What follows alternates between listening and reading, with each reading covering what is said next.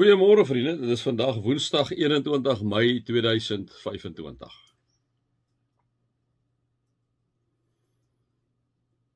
Here, baie dankie dat ons hierdie week U reën kan beleef. Laasweek het ons die somer beleef. En dit in alles, Here, in die reendruppeltjies, in die wolke, in die son, beleef ons vir U. Amen. Vriende, mag daar vir julle genade en vrede en oorvloed wees, julle God ken, Jesus ken en die Heilige Gees ken. Ja, dan is ons nou vandag by Spreuke 24, nou, baie keer dan wil ek nou sekere gedeeltes nie lees nie, omdat dit dan nou al bietjie baie na vore gekom het, maar wanneer dit baie na vore kom, dan wys dit vir jou, die goed wat daai tyd was, is maar nou nog live and well.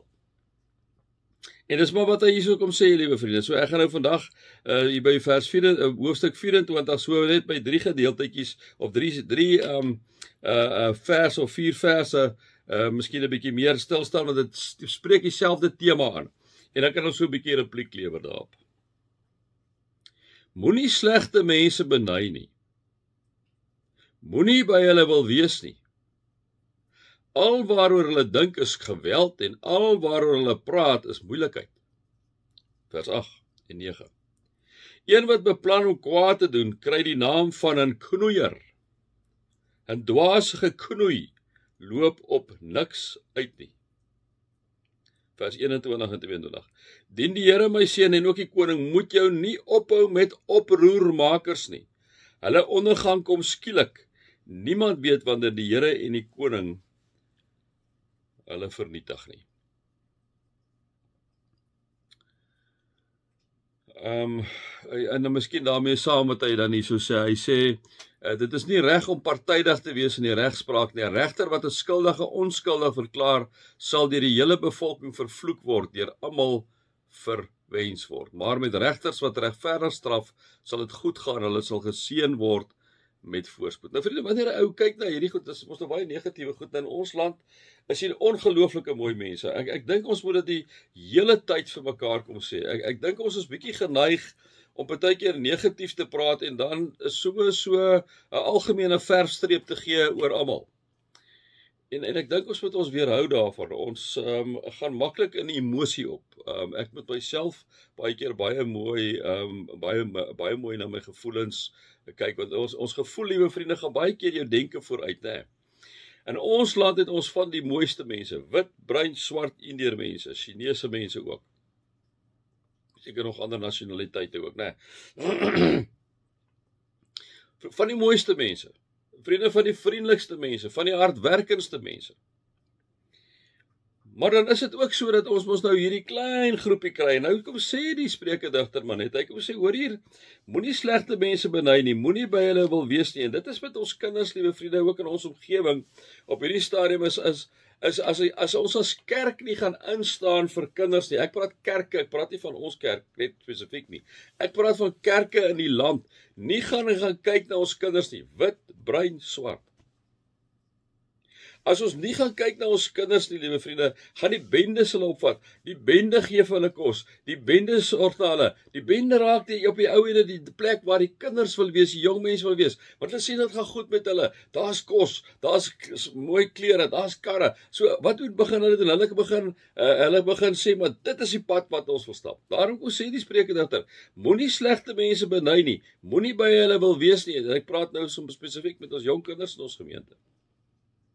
Want al waaroor hierdie slegte mense dink is geweld en al waaroor hulle praat is om moeilikheid te maak, né? En ons jong kinders en vriende, daarom kom sê ek vir julle, ons as kerk, ons is mos die liggaam van die Here.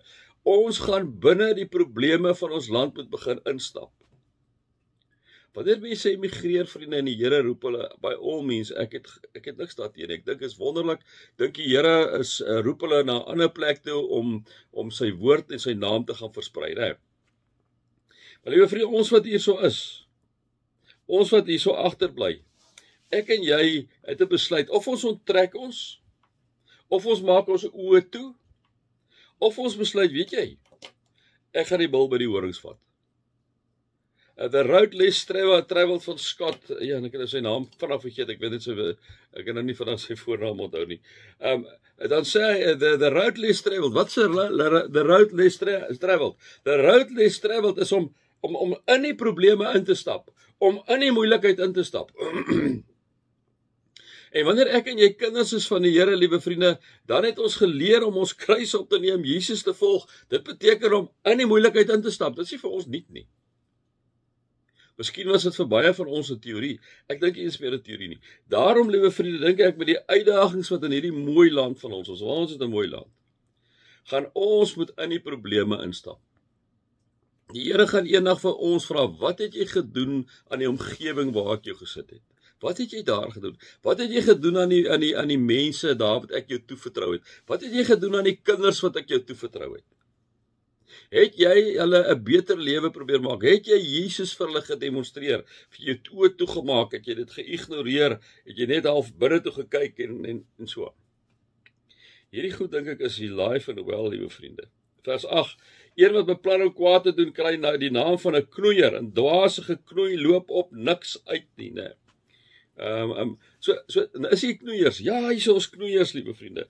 Hierso is ouens wat verkeerde goed doen. Daarom kom sê die Spreukedigter vers 22, hulle ondergang kom skielik. Niemand weet wanneer die Here en die koning hulle vernietig nie. So ons moet nie te veel na hulle kyk nie.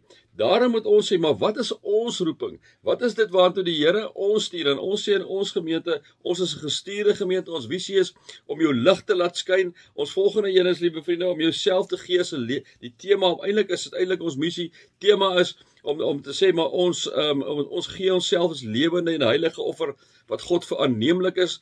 Paulus kom sê, dis die wesenlike van die godsdienst wat julle moet beoefen, kom uit Romeine 12:1 en 2 uit, en dan sê hy, laat God julle verander deur julle denke te vernuwe, sodat julle kan onderskei wat sy wil is, wat van goed en aanneemlik en volmaak is, en dan net so bid voor dit, moenie aan hierdie sondige wêreld gelyk word nie. So ek en jy het 'n geweldige groot taak as kinders van die Here, om ons lig te laat skei, tussen hierdie knoeiers, tussen hierdie slegte mense, liewe vriende, tussen hierdie mense wat die heeltyd uit is op geweld, en om moeilikheid te praat.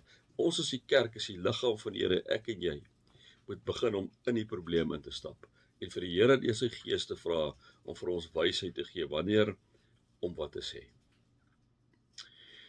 Vriende, mag julle God se liefde ervaar, Jesus se genade ervaar en die Heilige Gees se teenwoordigheid ervaar. Amen.